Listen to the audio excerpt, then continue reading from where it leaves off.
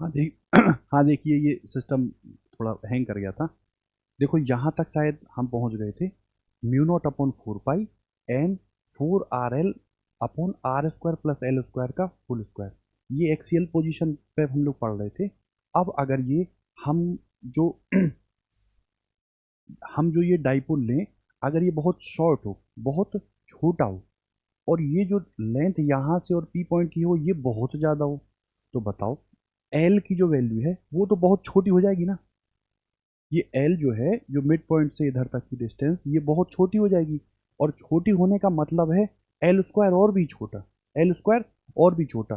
तो क्या मैं एल स्क्वायर को यहाँ नेग्लिजिबल लूँ? तो अगर नेग्लिजिबल लूँगा तो ये आएगा म्यू नॉट अपॉन 4 पाई, ये आया एम, और ये आया 4 RL, और इधर ये आर स्क्वायर का स्क्वायर हो जाएगा, तो आर की पावर 4, और ये आर की पावर 4 में से एक आर इसको हटा देगा। तो देखो ये आएगा म्यू नॉट अपॉन 4 पाई, ये कितना होगा, इसको मैं ब्रेक कर रहा हूँ। देखो ये एम है, और इस 4L को मैं लिख रहा हूँ 2L इंटू 2, ठीक है।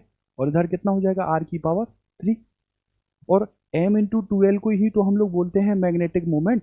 m इंटू 2L को हम लोग क्या बोलते हैं, मैग्नेटिक मोमेंट। तो ये फाइनली क्या निकल के आएगा, इसको आप कहोगे, इसी को आप कहोगे कि ये होगा म्यू नॉट अपॉन 4 पाई, और सर इसको मैं लिख दूं कितना, कैपिटल एम, साथ में 2m, और ये आर क्यू, ठीक है। तो किसी शॉर्ट डाइपोल के लिए जो मैग्नेटिक मोमेंट है वो बिल्कुल वही आता जो हम लोग इलेक्ट्रिक फील्ड में देख रहे थे, 1/4 pi epsilon naught 2p upon r cube था यहाँ, mu naught upon 4 pi 2m upon r cube, वहाँ p था, यहाँ m। देखिए इस फॉर्मूले को, हम लोग इस फॉर्मूले को भी याद करके चलेंगे, क्योंकि वहाँ शॉर्ट नहीं दिया है। अगर उसने छोटा सा डाइपोल दे दिया, मान लो उसने कह दिया इसकी जो लेंथ है वो दी हुई है मान लो 1.10, और जो डिस्टेंस यहाँ से वो पूछे वो बोल दे 0.20, तो ये डिस्टेंस और इसके मिड की डिस्टेंस शॉर्ट ही है, बहुत लंबी डिस्टेंस पर नहीं पूछ रहा, तो वहाँ हम ये लगाएंगे। और अगर वो कहे कि शॉर्ट डाइपोल है तो उसके लिए कहाँ लगाएंगे ये। अब अगर इधर देखो, तो आप कह रहे थे ये था B1 और ये था B2, ठीक। तो आप मुझे बताओ B1 जो है, जो मैग्नेटिक फील्ड की डायरेक्शन है, क्या वो डाइपोल की ही डायरेक्शन में है, मैग्नेटिक मोमेंट की ही डायरेक्शन में है? क्यों? क्योंकि मैग्नेटिक मोमेंट की डायरेक्शन हम कहाँ लेते थे, साउथ से नॉर्थ। तो यहाँ भी जो डायरेक्शन है वो क्या है, बी की। तो इतनी बात समझो कि जो मैग्नेटिक फील्ड की डायरेक्शन है, एक्सियल स्थिति में, एक्सियल पोजीशन में, डाइपोल मोमेंट की डायरेक्शन में ही होती है। इसका मतलब दोनों के बीच में अगर एंगल में पूछूं तो कितना होता है, जीरो। कितना होता है, जीरो। अब अगर दूसरी दूसरी मैं ये लूँ इसी का एक दूसरा पोर्शन, तो आप कहोगे ये एक शॉर्ट डाइपोल है, ठीक। इसका आप परपेंडिकुलर बाइसेक्टर खींच दो, दो पार्ट में ब्रेक कर दो, इसी लाइन पर कोई पॉइंट हम पी लेंगे, और उस पी पर हमको हमको क्या बताना है, मैग्नेटिक फील्ड बतानी है। तो पूरा वही फॉर्मूला जो हमने इलेक्ट्रोस्टैट में देखा था। थोड़ा जल्दी देखते हैं। देखो सर इस पॉइंट को अगर मिलाया मैंने तो ये इधर, इस पॉइंट को मिलाया तो ये इधर। आप कह रहे हो ये आर डिस्टेंस पर हमको इस मिड पॉइंट से बतानी, तो आप कहोगे ये डिस्टेंस कितनी है, एल।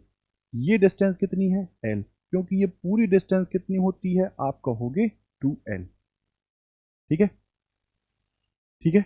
अब देखो ये एंगल थीटा, तो ये भी एंगल थीटा, क्योंकि ये जो डिस्टेंस और ये डिस्टेंस तो सेम ही है।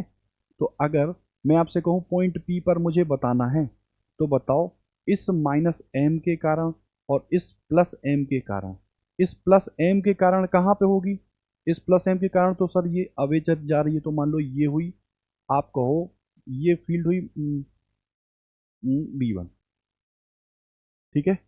इधर दिख रहा, एक मिनट रुको,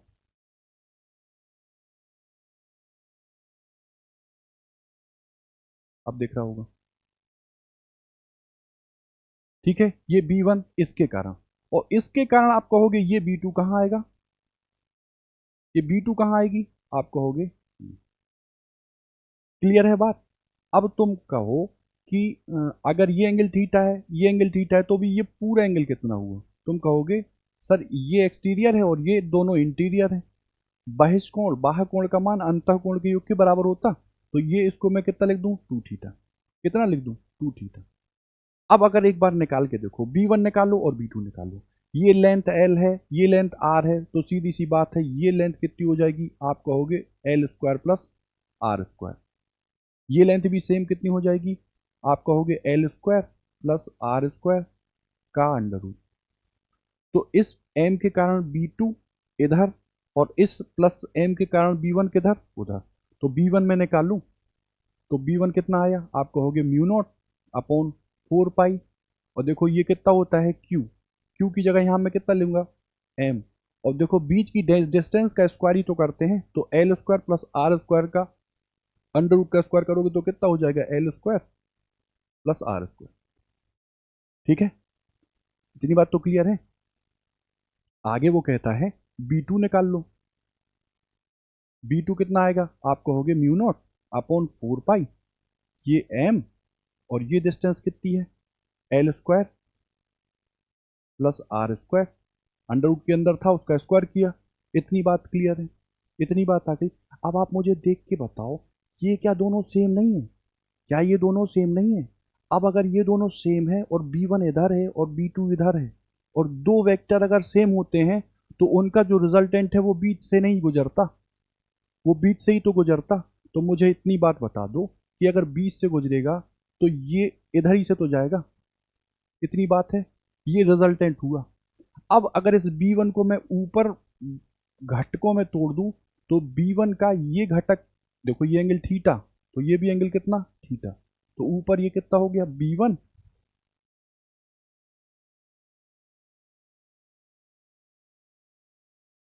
ये कितना हो गया B1, और देखो ये साइन थीटा, और देखो इधर की तरफ ये क्या हो गया B1 कॉस थीटा, हाँ है ना।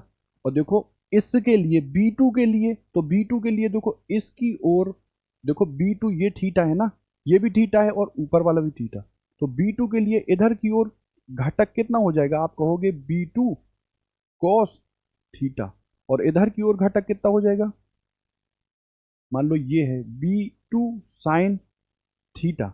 और आप कह रहे हो कि B1 और B2 क्या है, एकदम बराबर हैं, साइन थीटा है और B1 B2 बराबर हैं, एक कंपोनेंट ऊपर एक कंपोनेंट नीचे, तो ये जो वर्टिकली वाले कंपोनेंट है ये तो फिनिश, ये तो खत्म हुए।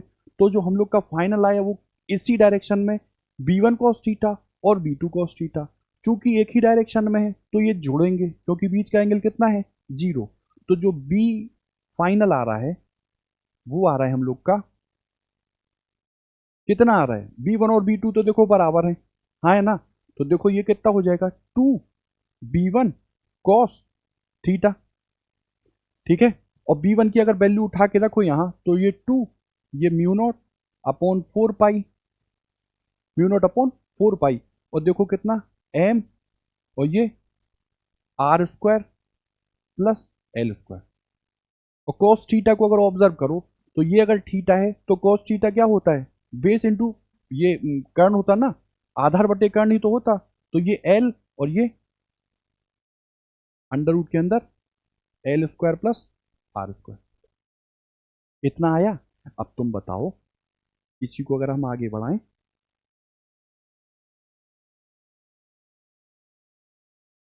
इसी को मैंने आगे बढ़ाया तो देखो तुम देख के बताओ, ये हो गया म्यू नॉट, ये हो गया M, ये हो गया 2L, इधर आप बात करो तो ये हो गया 4 पाई, और R स्क्वायर प्लस ये पावर 1 था और ये 1/2 था, तो L square plus R square की पावर कितनी हो गई, 3/2।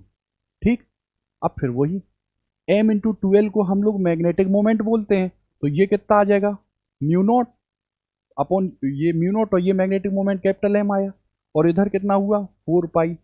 और अगर शॉर्ट डाइपोल है, शॉर्ट डाइपोल, तो L जो है वो हम कंसीडर नहीं करेंगे, L को कम लेंगे तो L स्क्वायर और भी कम, और R जो बहुत बड़ा है, बहुत बड़े में अगर छोटी सी चीज जोड़ो उसका मतलब नहीं है, तो ये कितना आएगा, आप कहोगे R स्क्वायर की पावर 3/2 ऐसे कर दूं, ठीक। तो इससे इसको काटा तो बताओ ये म्यू नॉट अपॉन 4 पाई, और ये है एम, और ये कितना आ गया RQ। बिल्कुल वैसे ही आया जैसे हम लोग इलेक्ट्रिक फील्ड में पढ़े थे, 1/4 pi epsilon not P upon RQ in equatorial position, और यहाँ क्या आया M अपॉन RQ। देखने वाली बात यह है कि जो मैग्नेटिक मोमेंट की डायरेक्शन है वो हमेशा साउथ से नॉर्थ की ओर होती है, और जो यहाँ B आ रही है वो इफेक्टिवली किधर की ओर आ रही है, ये cos थीटा, यानी B जो आ रहा है वो कहाँ आ रहा है, यहाँ। तो यहाँ इक्वेटोरियल पोजीशन पर, जो इक्वेटोरियल पोजीशन बी के लिए, जो बी की दिशा होती है वो मैग्नेटिक मोमेंट की दिशा के जस्ट अपोजिट होती है, इतनी बात क्लियर। जबकि एक्सियल में दोनों एक ही डायरेक्शन में होती है, ठीक। अब ये तो आपने 0 और 90 पर अगर डिस्कस किया, और अगर आप किसी एंगल पर डिस्कस करो, किसी एंगल पर डिस्कस करो, 0-90 पर तो आपने बताया, तो एंगल पर डिस्कस करने के लिए हमने आपको वहां भी बताया था, और यहां पर भी मैं बोल रहा हूं, आप याद करो mu naught upon 4 pi sir P upon RQ bracket में 1+3 कॉस स्क्वायर थीटा। जैसे हमने वहां इलेक्ट्रिक फील्ड में बताया था कि किसी भी पॉइंट P पर जो कि डाइपोल से थीटा एंगल बनाता हो, उसके लिए 1/4 पाई एप्सिलॉन नॉट, यहाँ P की जगह वहां क्या आता था, P होगा कि M होगा, M होगा ना। अच्छा ये तो वो है ना, ये P नहीं होगा यहाँ, यहाँ क्या होगा, मोमेंट है ना, तो यहाँ क्या होगा M, और यहाँ क्या होगा P अपॉन RQ, और ये 1+3 कॉस स्क्वायर थीटा। जैसे चेक कर लो, जैसे ये हमको बार मैग्नेट दी, ये साउथ है और ये नॉर्थ है, एक्सियल के लिए तो थीटा की वैल्यू कितनी होती है 0। अरे भाई जैसे मान लो ये पॉइंट P है, ये थीटा बना रहा, तो एक्सियल पर ये थीटा कितना होता है, 0 होता है, तो cos 0 कितना होता है 1, और 3+1 कितना हुआ 4, 3+1 कितना हुआ 4, और 4 रूट के बाहर आया तो कितना हो गया 2। तो ये B एक्सियल पर कितना निकला, आप कहोगे म्यू नॉट अपॉन 4 पाई, कहोगे 2M अपॉन RQ, ठीक। और अगर बात करो इक्वेटोरियल पर, तो ये थीटा कितना हो जाएगा 90, और cos 90 0 होता है, तो यहाँ √1 बाहर आएगा तो ये केवल 1 होगा, तो B, और ये इक्वेटोरियल पर कितना हो जाएगा,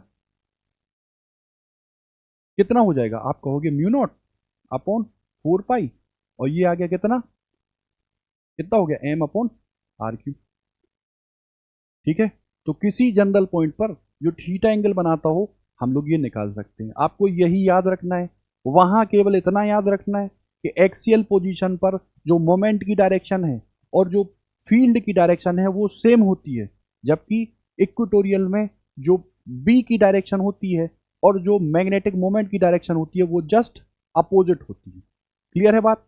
और अगर शॉर्ट डाइपोल है तब तो कोई दिक्कत नहीं है, लेकिन अगर उसने डेटा ऐसा दिया आपको जहां आप खुद ही देख के बताओ कि 0.10 दी हुई है पूरी बार मैग्नेट की लेंथ, और वो पूछ रहा हो 0.20 पर, तो हम फॉर्मूला ये ना लगा के क्या लगाएंगे, नीचे जो R² माइनस L² की पावर आता था ना वो वाला, ठीक। अब देखो जरा क्वेश्चन देखते हैं।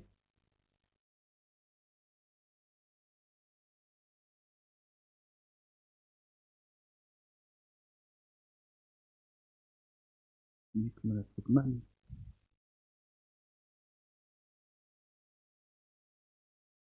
जैसे कह रहा है एक आइसोलेटेड बिंदु से, मान लो कोई बिंदु P होगा, D दूरी पर M इकाई का एक हमको पोल रखा हुआ है, मतलब पोल की जो मैग्नेटिक स्ट्रेंथ है या पोल स्ट्रेंथ है वो कितनी है M। तो प्रेरण का मान, अभी मैंने बताया कि केवल मोनोपोल एग्जिस्ट तो करता नहीं, लेकिन वो पूछ रहा है कि होगा कितना अगर इंडिविजुअली उसी पोल के लिए लें, एक के लिए, तो ये आता है म्यू नॉट अपॉन 4 पाई, और वहां आता था Q, और यहाँ मैग्नेटिक स्ट्रेंथ, और नीचे कितना आता था आर स्क्वायर। यहाँ आर की जगह क्या दिया है डी, तो एम अपॉन डी स्क्वायर।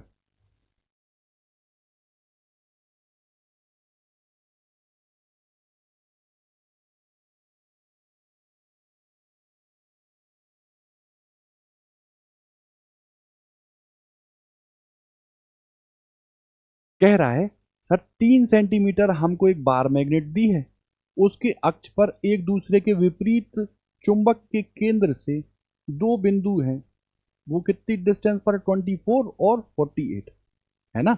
ये बार मैग्नेट है, इसके सेंटर से एक बिंदु बी है और एक बिंदु ए है, तो हमको मैग्नेटिक फील्ड जो है उसकी रेशियो बताना था।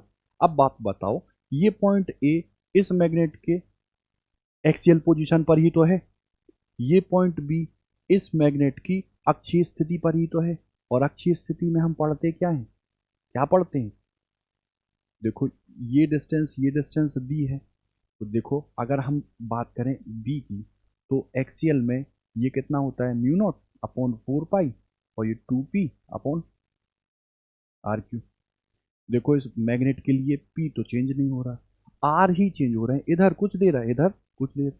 तो हम लोग कहेंगे B1 की बात करो, अभी देखो रेशियो पूछ रहा है, तो बताओ ये कट जाएगा ये भी कट जाएगा, तो B1 बराबर कितना आएगा, मान लो ये 1/R1 क्यूब, और ये B2 बराबर कितना आ गया, 1/R2 का क्यूब। ठीक है, इन दोनों को मैंने B1/V2 कर दिया, तो देखो ये ऊपर गया तो कितना हो जाएगा R2 क्यूब, और नीचे कितना आ जाएगा R1 क्यूब। R2 क्यूब मतलब समझ रहे हो, बी वाली मैग्नेट का सेंटर से डिस्टेंस दिया, तो ये 48 सेंटीमीटर है। देखो मीटर ईटर बदलेंगे, कट कटा जाएगा, तो ये केवल 48 ही ले लो, है ना, और ये 48 और तीसरा 48, नीचे ये कितना है 24, 24 और ये काट दो, 2 दूनी 4 दूनी 8, आंसर कितना आ गया, कितना आ गया 8।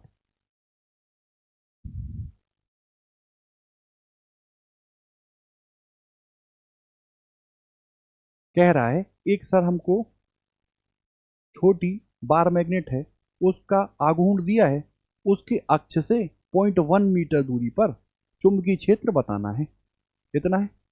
देखो क्या करें, हम्म, हमको बताना क्या है, मैग्नेटिक क्षेत्र यही तो बताना, तो बी बराबर म्यू नॉट अपॉन 4 पाई, देखो एक्सीएल पे बताना ना, तो ये कितना हो जाएगा 2p upon r Q. Are की मैं वैल्यू सीधी रखता हूँ 0.1, ठीक है, और देखो आघूर्ण दिया है उसमें, यहाँ पे p की जगह यहाँ क्या होता है m,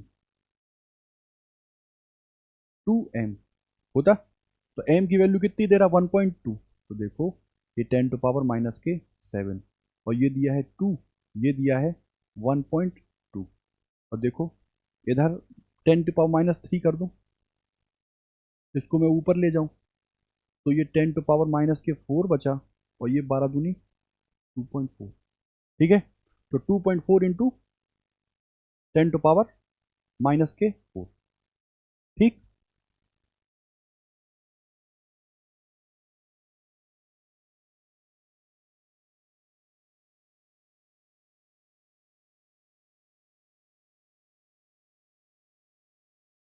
एक चुंबक है जिसका द्विध्रुव आघूर्ण दिया है, बहुत बढ़िया, इसकी अक्ष पर चुंबकीय विभव, अब विभव से कंफ्यूज मत करना, विभव यहाँ पर मैग्नेटिक फील्ड को ही दर्शा रहा, नहीं तो कहो विभव हमने चुंबक में तो पढ़ा ही नहीं, हमने तो इलेक्ट्रोस्टैट में पढ़ा था पोटेंशियल, इनफाइनाइट से कोई पार्टिकल को ला रहे थे फील्ड के अंदर, तो वो वी की वैल्यू निकल रही थी, तो यहाँ जो वी है उसने कंफ्यूज करने के लिए दिया है, बाकी ये जो पोटेंशियल है वो जो ये चुंबकीय विभव है उसको हम क्या लेंगे बी, क्या लेंगे बी। बताओ आघूर्ण इतना दिया है, ठीक है, एक द्विध्रुव आघूर्ण m/4 वाली एक दूसरी चुंबक अगर लें तो उसी बिंदु पर विभव क्या होगा, चुंबकीय विभव क्या होगा, तो आप बताओगे कि हमने पढ़ा है b बराबर, है ना, देखो बिंदु तो वही है ना, तो डिस्टेंस तो चेंज नहीं हो रही, डिस्टेंस चेंज नहीं हो रही, और म्यू नॉट अपॉन 4 पाई चेंज होता नहीं, तो फिर चेंज हो क्या रहा है? मैग्नेटिक मोमेंट ही तो चेंज हो रहा। और एक्सियल में जो मैग्नेटिक मोमेंट आता वो कितना निकल के आता? 2m अपॉन आर क्यू आता ना, अपॉन आर क्यू। लो चलो लिख लो आर क्यू, ठीक है। अब ये मान लो इनिशियल था, फाइनल जो B2 है वो आप बता रहे हो 2। अब मैग्नेटिक मोमेंट कितना हो गया? आप कहोगे अन्य चुंबक, उसके लिए मैग्नेटिक मोमेंट चेंज करके वो कितना कह रहा है? m/4, ये तो कह रहा। और देखो डिस्टेंस अभी भी आर ही है।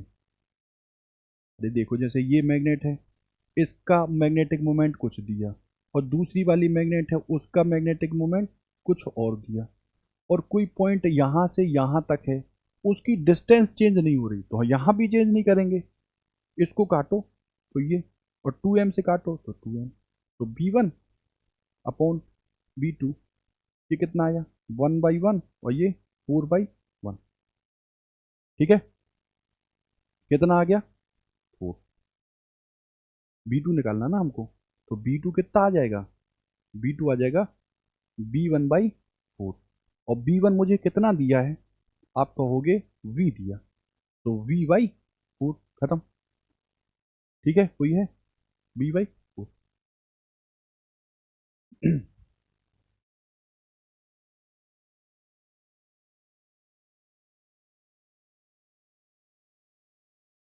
देखो कह रहा है एक L लंबाई और M आघूर्ण की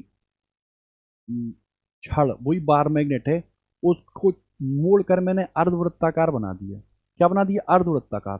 तो वो कह रहा है इसका चुंबकीय आघूर्ण बताओ क्या होगा।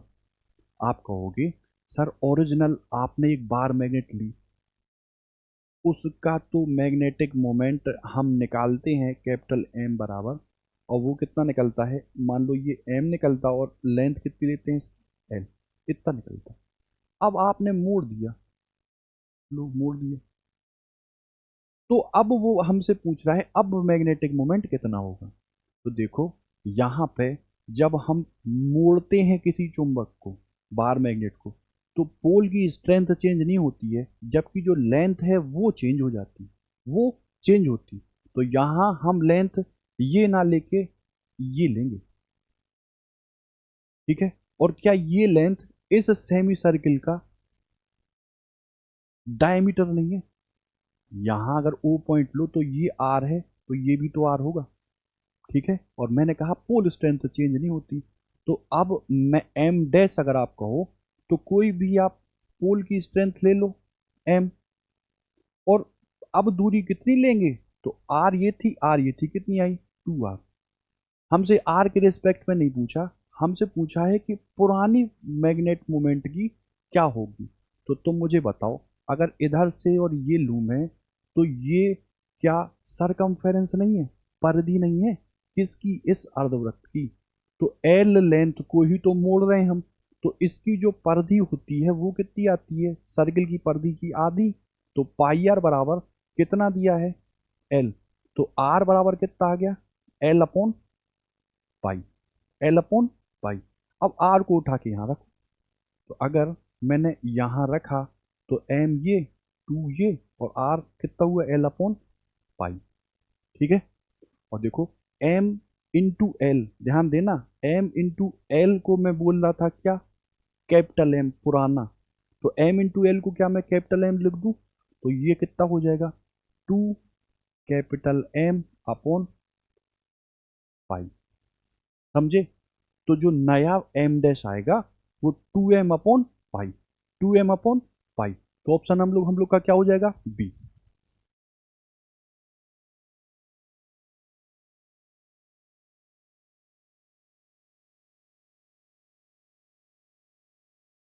एक मैग्नेटिक डाइपोल है, उसको एक समान चुंबकीय क्षेत्र में रख दिया, इस पर आप बल बताओ कितना होगा, ठीक है। तो देखो इलेक्ट्रोस्टैट में मैंने 5-6 चीजें आपको पढ़ाई थी, है ना। पहला एक्सियल हमने डिस्कस कर लिया, इक्वेटोरियल हमने डिस्कस कर लिया।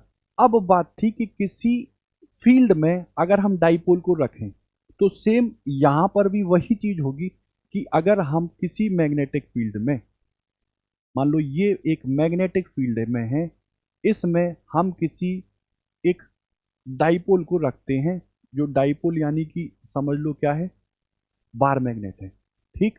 तो इस बार मैग्नेट को रखेंगे, तो अगर ये पोल स्ट्रेंथ इसकी -m है और ये इसकी +m है, तो बताओ फील्ड की डायरेक्शन में एक फोर्स काम करेगा। जैसे वहां QE करता था, यहां पे मैग्नेटिक फोर्स काम करेगा, और वो मैग्नेटिक फोर्स इसको कैसे लाने की कोशिश करेगा, तो आप कहोगे इस दिशा में, इस दिशा में, ठीक। तो इधर की ओर एक फोर्स लगेगा, आप उसको क्या बोलोगे, m, और ये क्या होगा, b, ठीक है। और इधर फोर्स लगेगा, देखो F बराबर QE लगता था वहां, तो यहां पोल स्ट्रेंथ कितनी है, m, और फील्ड लेते थे वहां E, तो यहां फील्ड क्या लेंगे, B, तो MB इधर और एक MB इधर। तो बताओ दो फोर्स हैं अपोजिट डायरेक्शन में है, कैंसिल कर देंगे एक दूसरे को। तो यहां पर जो क्या बोला, चुंबकीय बल, जो फाइनल जो बल है ना, वो कितना होगा, एक इधर और एक इधर, तो फाइनली हो क्या जाएगा, सदैव शून्य।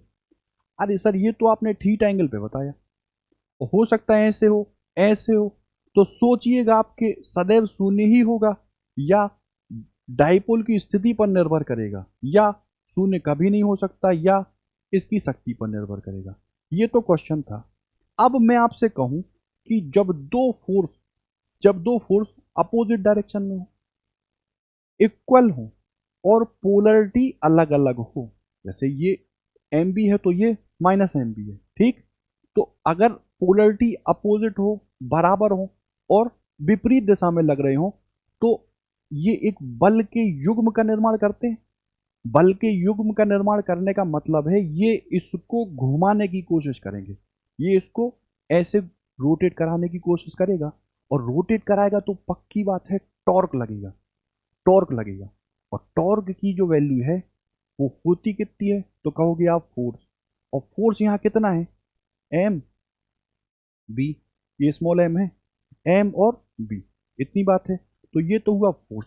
अब इन दोनों फोर्स की परपेंडिकुलर डिस्टेंस लेते हैं, तो आप कहोगे ये डिस्टेंस हमको पता करनी है कि कितनी होगी। आप कहोगे सर ये है 2l, और 2l का हम लोग इस घटक लेंगे, थीटा की डायरेक्शन में घटक लें, तो ये कितना हो जाएगा, 2l साइन थीटा, और इसी से हमको मतलब है। तो यहां हम जो डिस्टेंस है दोनों फोर्सों के बीच की परपेंडिकुलर, वो कितनी आ जाएगी, 2l साइन थीटा। तो ये टॉर्क क्या निकला, आप कहोगे m इंटू 2l को हम लोग मैग्नेटिक मोमेंट बोलते हैं। क्या बोलते हैं, मैग्नेटिक मोमेंट। तो ये हो जाएगा कैपिटल M, ये B, और साइन थीटा। और अगर कोई भी चीज ए बी साइन थीटा के रूप में है, इसका मतलब है कि वो क्या दर्शा रहे हैं, क्रॉस प्रोडक्ट। तो अगर हम वेक्टर में लिखें, तो ये वेक्टर क्वांटिटी हो टॉर्क, और वो क्या आता है, m क्रॉस b, ठीक है। तो यहां तो फोर्स शून्य होगा, सदैव शून्य होगा, ये आपको चेक करना है। फिर मैंने आपको बताया टॉर्क लगेगा, और वो कितना होगा, m क्रॉस b।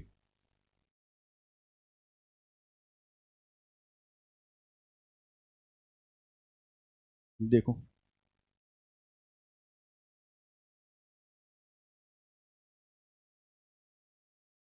ये m आघूर्ण है, और m पुल स्ट्रेंथ है, उसको आपने दो समान भागों में विभाजित किया। आघूर्ण बताओ, मैंने बताया था ये m है, बीच से अगर विभाजित करें या ऐसे विभाजित करें, तो अगर मान लो बीच से करते हैं तो जो m डैश है वो पोल स्ट्रेंथ चेंज नहीं होती है, यदि ऐसे डिवाइड करूं तो ये होता है m, और बीच की डिस्टेंस अब कितनी होगी, तो कहोगे आधी, ml। पहले कितना था, m इंटू 2l, तो क्या आधा नहीं हो गया, आधा हो गया। और अगर ऐसे काटते हैं तो स्ट्रेंथ चेंज होती है, तो ये स्ट्रेंथ होके कितनी हो जाएगी, मान लो ऐसे काट दिया, छोटू बना दिया, तो स्ट्रेंथ कितनी हो गई, m/2। लेंथ अभी भी कितनी है, 2l, तो जो मोमेंट है वो कितना हो जाएगा, m/2, और ये 2l, इससे काट दो तब भी कितनी होगी, आधी, तो कितनी हो जाएगी, m/2। देखो अभी हमने टॉर्क पढ़ा, तो अगर हम सोचो वो टॉर्क कर क्या रहा था, वो टॉर्क उस डाइपोल को पैरेलली लाने की कोशिश कर रहा था। अब अगर हम उस टॉर्क के विरुद्ध कोई काम करें, जैसे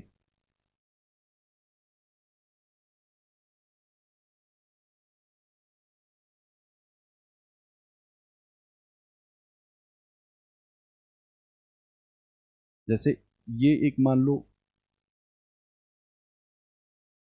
बार मैग्नेट है, ये इधर काम कर रहा था एम बी माइनस में, और इधर काम कर रहा था एम बी, ठीक है। तो ये टॉर्क इसको हॉरिजॉन्टल पोजीशन में लाने की कोशिश कर रहा था।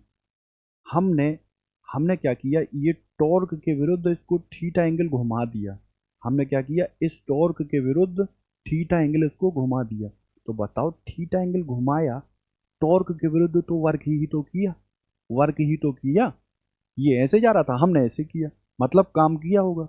और काम अगर किया मान लो डी थीटा के लिए छोटू सा घुमाया, तो छोटू सा ही तो वर्क किया, और वो छोटू सा वर्क होगा कितना? तो आप कहोगे वर्क बराबर क्या होता है, फोर्स इनटू डिस्प्लेसमेंट होता। लेकिन यहाँ रोटेशनल वाली चीज आ रही है, तो यहाँ हम वर्क के लिए क्या लेंगे, सबसे पहले फोर्स की जगह लेंगे टॉर्क, और डिस्प्लेसमेंट यहाँ एंगल में ही तो हो रहा, तो इस एंगल को हम लोग क्या लेंगे, डी थीटा, ठीक है। क्या लेंगे, डी थीटा। अब ये छोटा सा वर्क किया मैंने डी थीटा के लिए, तो अगर मैं पूरा होल वर्क चाहूं तो क्या कर दूंगा, आप कहोगे इंटीग्रेट कर दो, ठीक। तो फाइनल जो वर्क है वो कितना आएगा, टॉर्क की वैल्यू मैंने आपको बताई एम बी साइन थीटा, और ये कितना होता है डी थीटा, ठीक है। और मान लो शुरुआत में कितना थीटा वन, और बाद का कितना एंगल थीटा टू, तो ये एम बी, और सोचो साइन थीटा इंटीग्रल के बाहर निकलता तो माइनस के कॉस थीटा होता, और देखो इस लिमिट को रख दो तो ये थीटा वन और ये थीटा टू, ठीक है। तो अगर माइनस के एम बी लिया, और सर ये आया cos theta to minus cos theta one, ये माइनस हमको सुंदर नहीं लग रहा, हम माइनस को अंदर गुणा कर दें, तो M B cos theta one minus cos theta two, ये फॉर्मूला निकलता है किसका, वर्क का। यदि हम इस बार मैग्नेट को थीटा वन से थीटा टू एंगल घुमाते हैं, तो हम इस पर लगने वाले टॉर्क के विरुद्ध एक फोर्स, एक वर्क करते हैं, और वो वर्क कितना निकलता है, M B cos theta one minus cos theta two, ठीक है। अब इसी में वो पूछता है इक्विलिब्रियम की कंडीशन, और स्टेबल इक्विलिब्रियम और नॉन स्टेबल, मतलब वहां याद करो तो आपको सारा रिकॉल होगा। तो हम जब भी इक्विलिब्रियम की बात करते थे, तो हम केवल और केवल क्या लेते थे, पोटेंशियल एनर्जी, और कार्य और ऊर्जा सेम ही तो है। हमने वर्क किया, तो अगर वर्क किया तो वो एक प्रकार से पोटेंशियल एनर्जी के रूप में ही तो संचित हुआ। तो पोटेंशियल एनर्जी के लिए ही हम लेते हैं स्टेबल और इक्विलिब्रियम, स्टेबल और अनस्टेबल। तो वहां हम आपको बोलते थे कि अगर हम पोटेंशियल एनर्जी लें यू, तो हम हमेशा इसको कितने एंगल थीटा वन पर रखेंगे, 90, कितने पर रखेंगे, 90 पर। तो अगर यहाँ वर्क पोटेंशियल एनर्जी के ही रूप में देखें, तो एम बी, और सर आप कह रहे हो सबसे पहली कंडीशन में हम थीटा वन कितना रखते थे, कॉस 90 माइनस के कॉस थीटा टू, तो कॉस 90 तो जीरो होता, कॉस 90 तो जीरो होता, इधर कितना आ जाएगा, माइनस के M B cos theta two, ठीक है। तो बताओ ए बी और कॉस थीटा साथ में आता, तो क्या वो डॉट प्रोडक्ट नहीं होता, क्या वो डॉट प्रोडक्ट नहीं होता? तो अगर मैं इसको लिखना चाहूं तो ये क्या है, एम डॉट बी ही तो है, ठीक है, एम डॉट बी ही तो है। तो टॉर्क निकल के आता है एम क्रॉस बी, डब्ल्यू निकल के आता है M B cos theta one minus cos theta two, और पोटेंशियल एनर्जी निकलती है माइनस के एम डॉट बी, क्या निकलती है, एम डॉट बी, जहां एम डॉट बी को अगर ओपन करें तो माइनस के एम बी कॉस थीटा, ठीक है। यूज होंगे नंबर ऑफ क्वेश्चन आप लगाओ तो कहीं ना कहीं आपको ये मिल जाएंगे, ठीक है।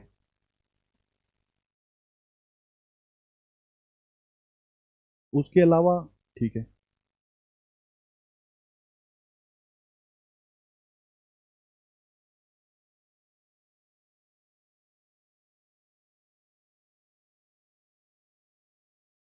देखो क्या कह रहा, करिए, ट्राई करिए इसको।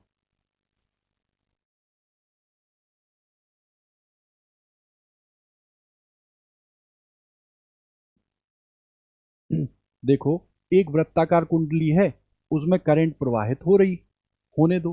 भाई करंट प्रवाहित होगी तो पक्की बात है कि बी बनेगा, और जहां बी बनेगा वहां पे पोल एग्जिस्ट करेंगे, इतनी बात है।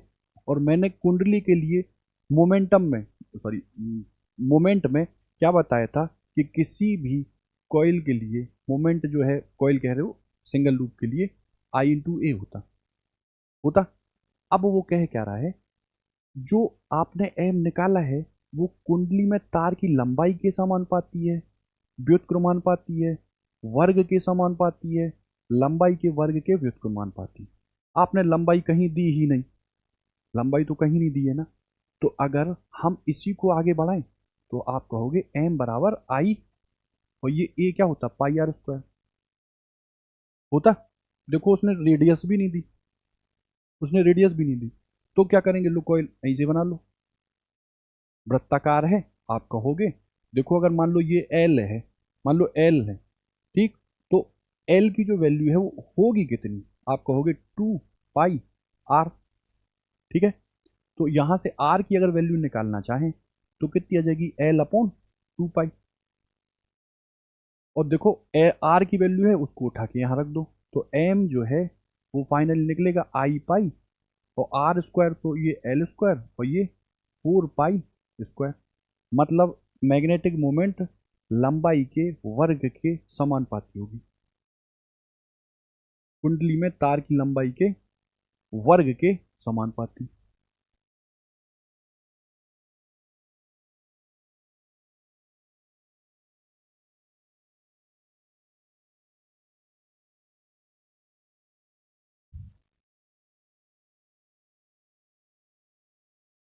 देखो क्या कह रहा, सर आर त्रिज्या का वृत्ताकार लूप है, धारा इसमें प्रवाहित करने के कारण आप केंद्र पर चुंबकीय प्रेरण बी का मान बताओ और लूप का चुंबकीय आघूर्ण बताओ। मतलब एक सर्कुलर लूप है, बी हमको दिया है मैग्नेटिक फील्ड है, हमको बताना क्या है, इसका मैग्नेटिक मोमेंट। हमको क्या बताना है, मैग्नेटिक मोमेंट। कैसे बताएं, आप कहोगे कि एक नॉर्मल लूप का जो बी होता है वो mu naught upon 2 I upon r आता आता। हमसे वो कह रहा है कि आप टॉर्क बताओ, टॉर्क कह रहे हैं, सॉरी, मैग्नेटिक मोमेंट बताओ, एम बताओ। एम की वैल्यू हम क्या जानते हैं, आई और ए जानते हैं। तो हमको बी के वैल्यू के रूप में दिया है आंसर, तो हम क्या करें, यहां से क्या करें, कुछ नहीं करें।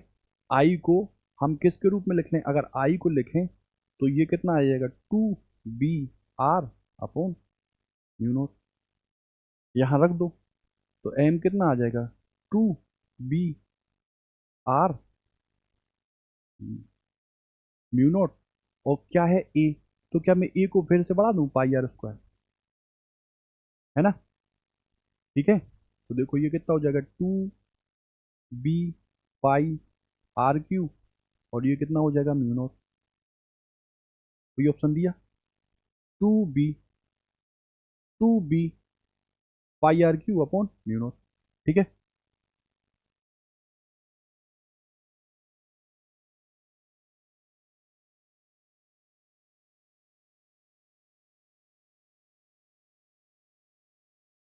फिर कह रहा है वही लूप है, केंद्र पर चुंबकीय क्षेत्र, और इस बार आघूर्ण का रेशियो दे दिया, दे दिया। वो रेशियो कितना है, एक्स है। अब वो कह रहा है अगर आप करंट जो प्रवाहित करते हैं उसकी, और जो लूप है उसकी रेडियस को भी दुगना कर दें तो अनुपात क्या होगा, वो ये पूछता है। करो, चला इसको करो। देखो है कुछ नहीं, कैलकुलेशन ही है पूरी। जैसे मैं पहले ही अगर बोलूं आपसे कि जो चुंबकीय क्षेत्र मतलब मैंने कहा बी, और जो टॉर्क है उसको मैंने कह दिया क्या, टॉर्क कह रहे हैं मैग्नेटिक मोमेंट, उसको कह दिया बी अपॉन एम। इसकी वैल्यू भाई साहब कितनी दे रहे हैं, एक्स बराबर होती कितनी है एक्चुअल में, तो किसी भी वृत्ताकार लूप के लिए म्यू नॉट अपॉन 2, और धारा कितनी आई, और मान लो रेडियस इनिशियल कितनी है आर।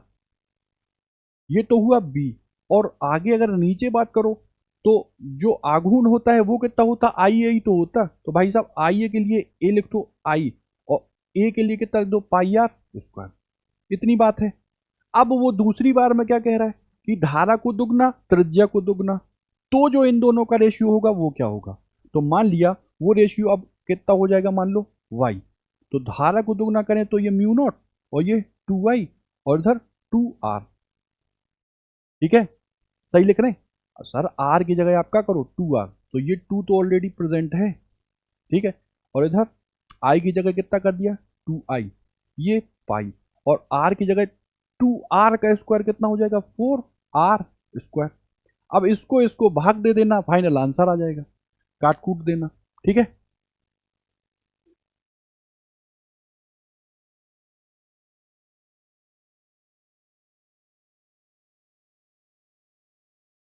एक धारा लूप का चुंबकीय आघूर्ण स्वतंत्र होता है। तो आप कहोगे धारा लूप के लिए आपने पढ़ाया है कि I इंटू ए होता है, और अगर फेरे एन हो तो कितना होता है एन। तो बताओ धारा में तो जो बहती है उसके रिलेटेड है, लूप का क्षेत्र मतलब एरिया से भी, और चक्कर की संख्या, तो क्या होता है जिस क्षेत्र में वो रखा है। ठीक है सर, धारा लूप है तो वो ऑलरेडी बी बना रहा है, वो तो बी बना रहा धारा के कारण, तो यहाँ क्या होगा क्षेत्र में रखा उस पर नहीं होता। ठीक,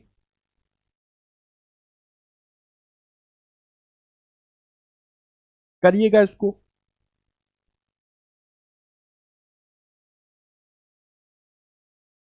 ये करिए आप, अगर आता होगा तो समझ लेंगे कि बढ़िया, कोई दिक्कत नहीं।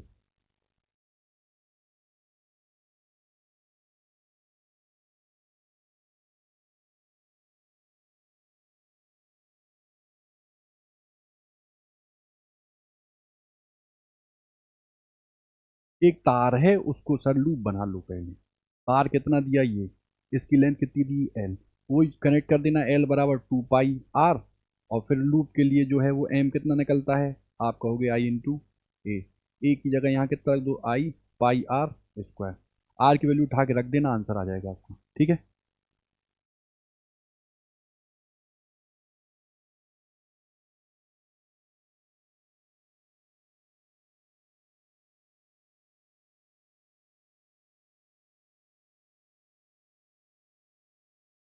अक्षीय और निरक्षीय स्थितियों में जो मैग्नेटिक फील्ड का रेशियो रहता है वो कितना आता है, आप कहोगे अक्षीय में B1 और ये निरक्षीय में मान लो B2। तो म्यू नॉट अपॉन 4 पाई तो दोनों में आता, 2m अपॉन आर क्यू आता है किसमें, अक्षीय में। तो आर क्यू अक्षीय निरक्षीय में भी आता, दोनों में नीचे।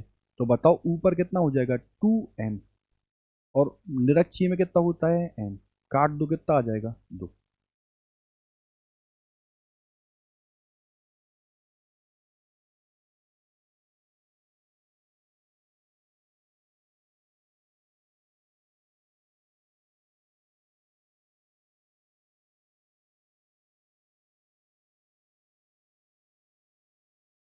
आपके पास है 30 सेकेंड, इस क्वेश्चन को 30 सेकेंड में करिए। ठीक, सोचिए विचारिए और फिर करिए।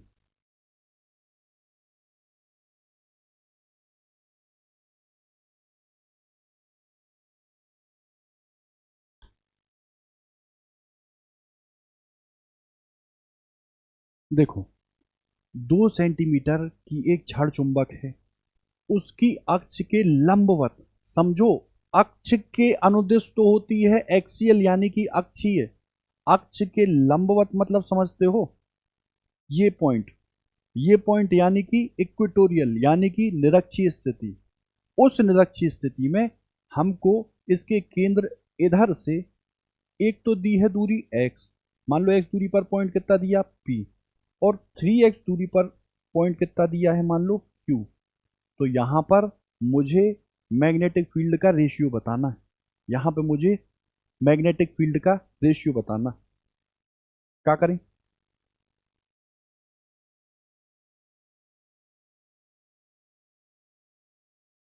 सर निरक्षीय स्थिति में देखो, जो कि काफी बड़ी डिस्टेंस है इस डाइपोल की अपेक्षा, तो 2m/r³ होता है किसमें?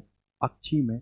और m/r³ किसमें होता है? निरक्षीय में। ठीक है, तो आप निकाल दो। मान लिया P पर जो B1 की वैल्यू है, BA निकाल लो। देखो μ0/4 तो उड़ जाएगा, तो वो बचेगा कितना? यहाँ कितना आएगा? m/r³। r की डिस्टेंस पहले वाली की कितनी है? x का क्यूब। और मैग्नेटिक फील्ड B कितनी हो जाएगी? आप कहोगे मोमेंट तो चेंज नहीं हो रहा, ठीक है, और डिस्टेंस चेंज हो रही। यहाँ से यहाँ तक अब कितनी हो गई? 3x। तो 3x का क्यूब करो, 3 3 होती 27, 27x³। इससे आपने इसको, इससे इसको 1/1 और इधर 27/1, खत्म। तो कितना आ गया? 27/1।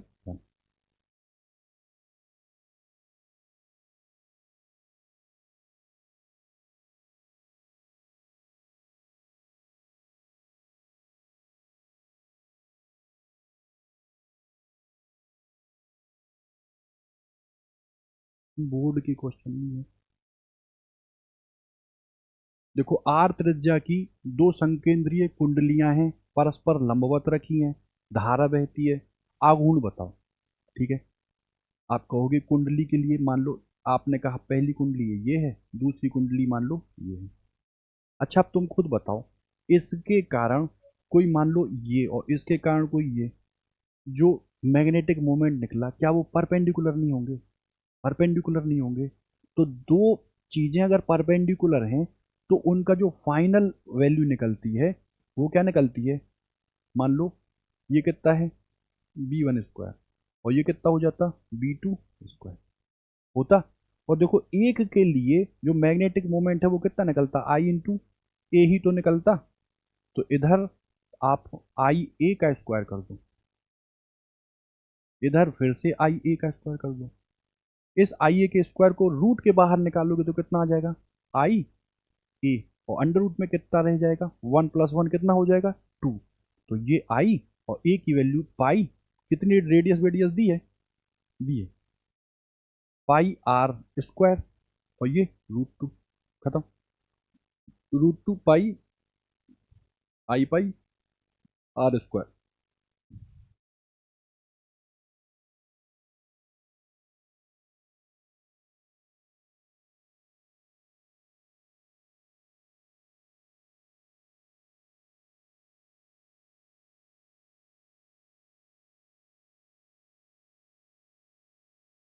करिए इसको।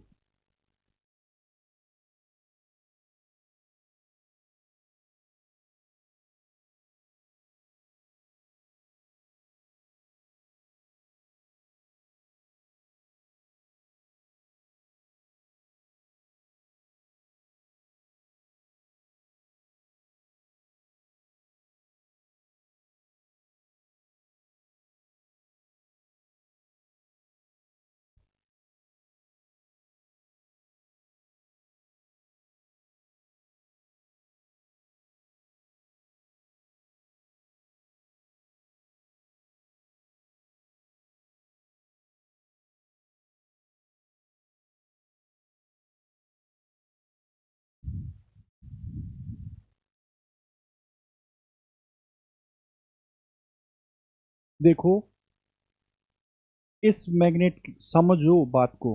देखो ये फील्ड पूछ रहा है हमसे, फील्ड पूछ रहा है। अगर उसने यहां नहीं बनाया होता, बोलता पी पर बताओ, तो कंफ्यूज हो जाते आप। देखो जो एक्सियल पॉइंट होता है, अगर पी की बात करो तो इस मैग्नेट के लिए तो ये पॉइंट एक्सियल है, और एक्सियल पर जो बी निकलता है और जो मोमेंट है वो एक ही डायरेक्शन में होता। और अगर इसकी बात करो तो इस मैग्नेट के लिए ये पी पॉइंट किस पोजीशन पर रखा हुआ है? तो इसकी एक्सिस के परपेंडिकुलर है। यानी कि इस मैग्नेट के लिए ये कौन सी पोजीशन हुई? इक्वेटोरियल, यानी कि निरक्षीय। क्लियर? और निरक्षीय में जो मैग्नेटिक मोमेंट है और जो बी की डायरेक्शन है वो अपोजिट होती। तो अगर वैसे तो कर लेते आप, लेकिन ये देखो ये B1 की दिशा तो ये हुई, और B2 की दिशा ऊपर हुई। क्यों? क्योंकि मोमेंट की दिशा साउथ से नॉर्थ होती और B अपोजिट होता, तो ये B2 की दिशा कहाँ होती? ऊपर। ये पोस्ट क्वेश्चन पूछा गया है कि B2 की दिशा नीचे है, ऊपर है, राइटवर्ड है, लेफ्टवर्ड है। तो देखो यहाँ तो उसने डायग्राम भी बना दिया। तो देखो B1 के लिए तो आप निकाल लोगे। B1 एक्सियल पोजीशन पे होता है और एक्सियल पोजीशन पर हमको कितना दिया? चित्रानुसार 1 मीटर की दूरी पर 0.5 एम्पियर मीटर स्क्वायर के दो प्रकार के रखे हुए हैं। ठीक है, मतलब यहाँ से यहाँ तक की डिस्टेंस दी है, यहाँ से यहाँ तक। तो देखो यहाँ से और अगर यहाँ तक डिस्टेंस दी तो ये मान लो कितनी हो जाएगी? 0.5। और यहाँ से और यहाँ तक कितनी हो जाएगी? 0.5। ठीक है, तो देखो इनके लिए तीव्रता 90 पे काम कर रहे हैं, तो सबसे पहले आप B1 B2 निकालना और B1 का स्क्वायर और ये B2 का स्क्वायर, खत्म। B1 आप निकालना एक्सीएल पर, तो एक्सीएल पर B1 कितनी होती है? म्यू नॉट अपॉन 4 पाई, और ये कितनी होती है? 2m upon RQ। और B2 mu naught upon 4 pi 2m upon, ये कितना? 2m की जगह यहाँ क्या होता है?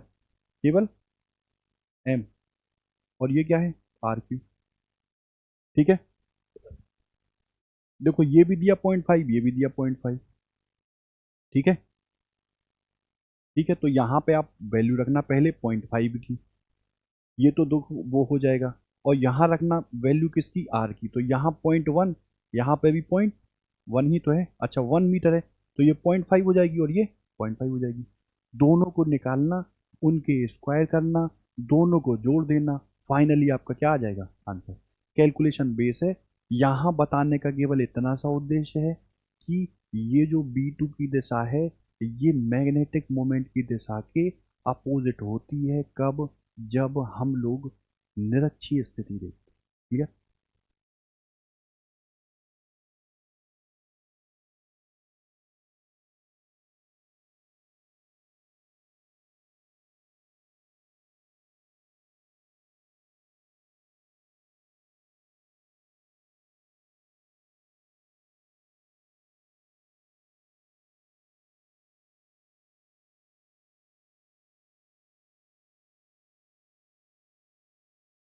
करिए।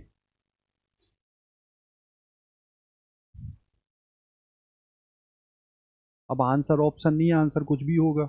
आपको क्वेश्चन से मतलब कि वो कहना क्या चाह रहा क्वेश्चन, है ना?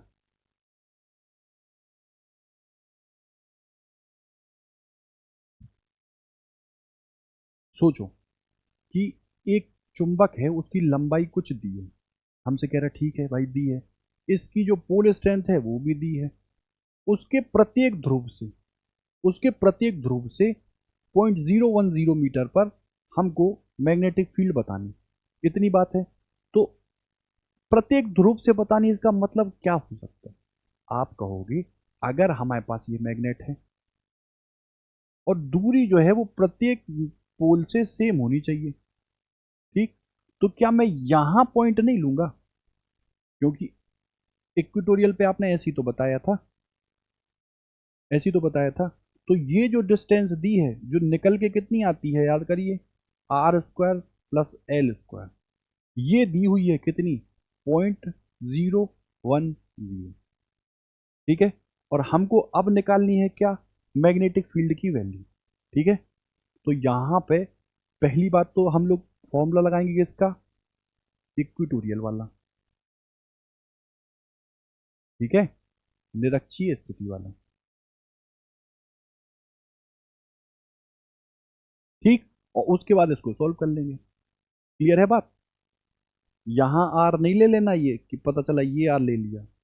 प्रत्येक पोल से, तो यहाँ से इस पोल की और यहाँ से इस पॉइंट की डिस्टेंस दी हुई है 0.010।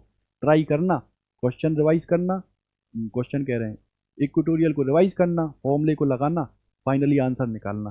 ठीक है,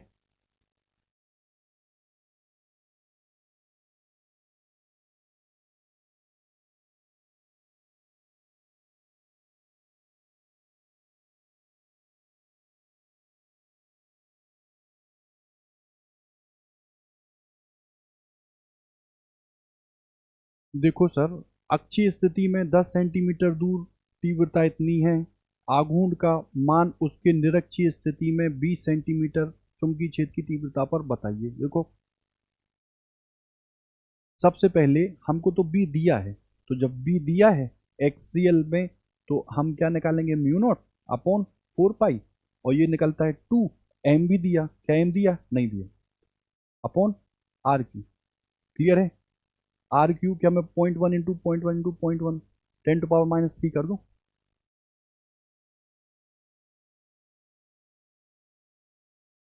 10⁻³ कर दिया। ये तो निकला काय पे, एक्सियल पर है। हमको बताना है, आघूर्ण बताना है, मतलब इक्वेटोरियल पर हमको आघूर्ण, चुंबकीय चुंबक का चुंबकीय आघूर्ण, तो आघूर्ण तो ये निकल आएगा। क्लियर है, और उसके निरक्षीय स्थिति में तीव्रता बतानी है, तो आप कहोगे निरक्षीय स्थिति में मतलब बी इक्वेटोरियल, वो कितनी होती है, आप कहोगे म्यू नॉट 4 पाई, ये कितना एम, और ये आर क्यू।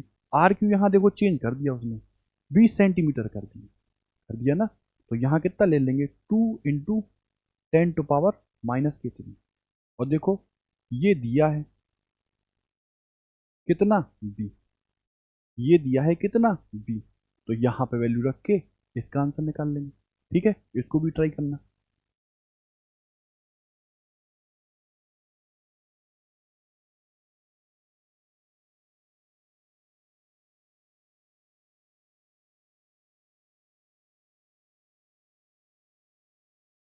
तो हो गया ना,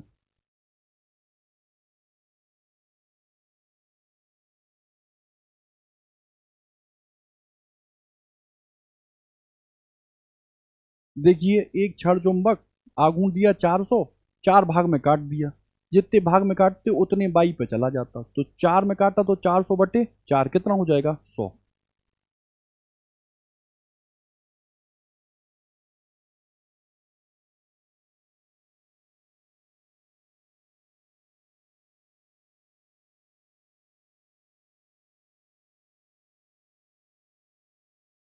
कह रहा है सर एक अक्षीय स्थिति में r मीटर की दूरी पर चुंबकीय क्षेत्र b है, दूरी बढ़ा दो तो क्षेत्र, तो दूरी के क्यूब के इनवर्सली प्रोपोर्शनल ही तो होता, तो आप कहोगे ये b1 है और ये b2 है, वो कितना हो जाएगा, आप कहोगे r2 का क्यूब और ये r1 का क्यूब।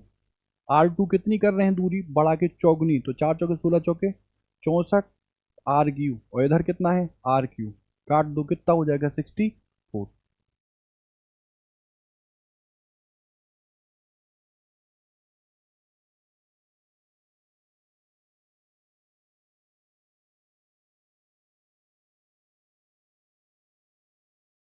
करिएगा इसको, कुछ नहीं कर किया यहाँ पे, पहले आघूर्ण वहां मैंने m बताया था, यहाँ m/2 कर दिया, m/2 कर दिया।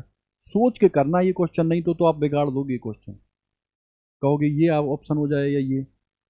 हमको नया चुंबकीय आघूर्ण किसके रिस्पेक्ट में, पुराने वाले के रिस्पेक्ट में बताना है, तो पहले पुराने वाले को कंसीडर करो, उसके बाद इसको इस रूप में मोड़ के और फिर आंसर निकालो। ठीक है, होना चाहिए ये, पहले हम डिस्कस कर दिया।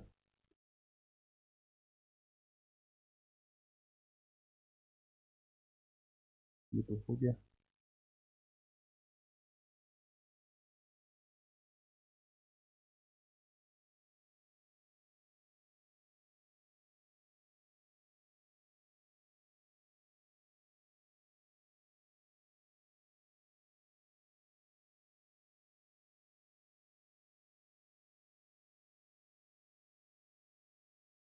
एक चुंबकीय सुई है, 2L लेंथ है, आघूर्ण m दिया है, पुल स्ट्रेंथ m दी, 2 भाग से टूट जाती, तो आघूर्ण तो भैया m/2 हो जाएगा, और 2 भागों से टूटती है, कैसे टूटती,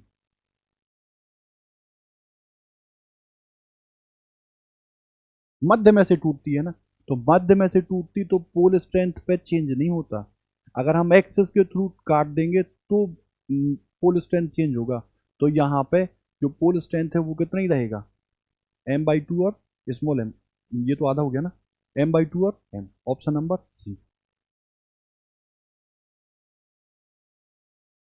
ये तो अभी कर लिया।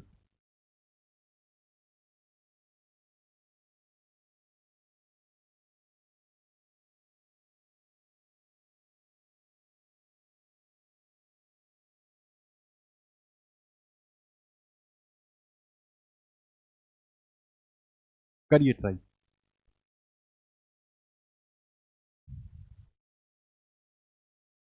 देखो यहाँ थीटा ईटा एंगल दे दिया, तो वो फॉर्मूला आपको याद होना चाहिए। वो फॉर्मूला जो हमने आपको बताया, किसी भी पोजीशन पी पर जो डाइपोल से कितना एंगल बनाती हो थीटा, हम कितना जानते हैं वो, कि बी जो निकलता है वो आता है हम लोग का mu naught upon 4 pi p upon r cube, और इधर निकलता था अंडर रूट के अंदर 1+3 कॉज स्क्वायर थीटा।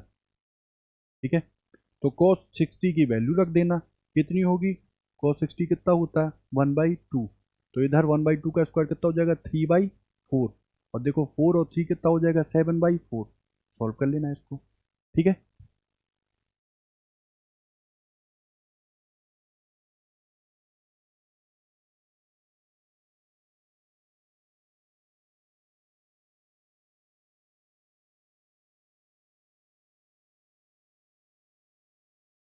देखो एक बार मैग्नेट के अक्ष पर उसके केंद्र से 0.10 मीटर और 0.20 मीटर की दूरियों पर जो मैग्नेटिक फील्ड है उसका रेशियो दिया है 25:2।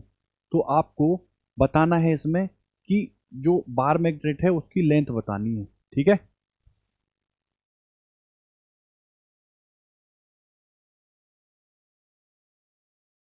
ऑब्जर्व करने वाली बात यह है कि यहाँ जो देखो केंद्र से कितनी दूर है 0.10, और केंद्र से कितने जीरो है 0.20, तो यहाँ जो दूरी है वो बहुत छोटी है ना, बहुत छोटी है। इसका मतलब क्या होगा कि हम लोग जो फॉर्मूला जो p upon r cube, m upon r cube या 2m अपॉन आर क्यू लगाते हैं, वो ना लगा के हम वहाँ जो नीचे लेते थे, देखो समझो ये अक्ष पर लेते थे ना, तो वहाँ हम लोग याद करो लेते क्या थे, तो आप कहते थे ये 2p आता था, सॉरी 2m आता था, और साथ में ये r भी चिपका रहता था, और नीचे आता था r² माइनस l² की पावर, ऐसी तो आता था, राइट, यही तो आता था। और यहाँ हम l हटाते थे तो ये r³ होता था, r की पावर 4। अच्छा,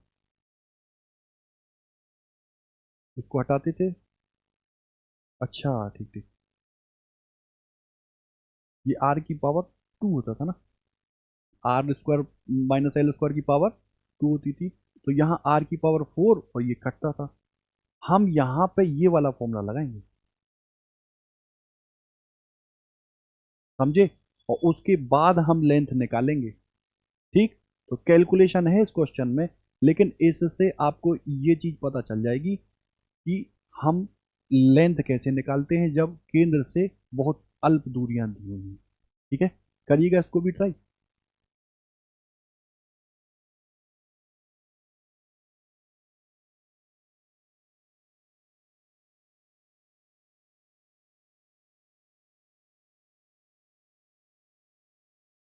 लो ये वेक्टर का क्वेश्चन आ गया, आपको एफ बराबर लॉरेंज फोर्स दिया है, ये दिया, क्यू की वैल्यू अगर 1 है ठीक है भैया, बी की वैल्यू इतनी है, एफ की वैल्यू इतनी है, आपको बी की वैल्यू बतानी है, आपको बी की वैल्यू बतानी है। मतलब आप देखो क्रॉस प्रोडक्ट में हम लोग यही तो करते हैं, करते हैं, तो देखो v क्रॉस b है ना, तो v की तो हमको वैल्यू नहीं दी है ना, हमको वैल्यू नहीं दी ना v की, तो v की वैल्यू, b की वैल्यू का व्यंजक क्या है, आपने कहा इधर रख दो मान लो v, तो ये कितना हो जाएगा 2, ये कितना हो जाएगा 4, ये हो जाएगा कितना 6, एग्री। और b की जो वैल्यू है वो आपके हिसाब से कितनी है b और b नॉट, इसका आप सॉल्यूशन करोगे तो निकल के आएगा जो है वो फोर्स, और वो फोर्स कितना आ रहा है 4i-20j और प्लस के 12k। ठीक है, तो आप करना आई को कंसीडर करना, ये प्लस होता ये माइनस ये प्लस, इसको कंसीडर करना, ये 4b0 माइनस 6b आ जाएगा, फिर माइनस जे लेना, इसको हटा देना, 2b0 माइनस 6b आ जाएगा, फिर प्लस के करना, तो इसको कंसीडर मत करना तो 2b माइनस 4b कर देना।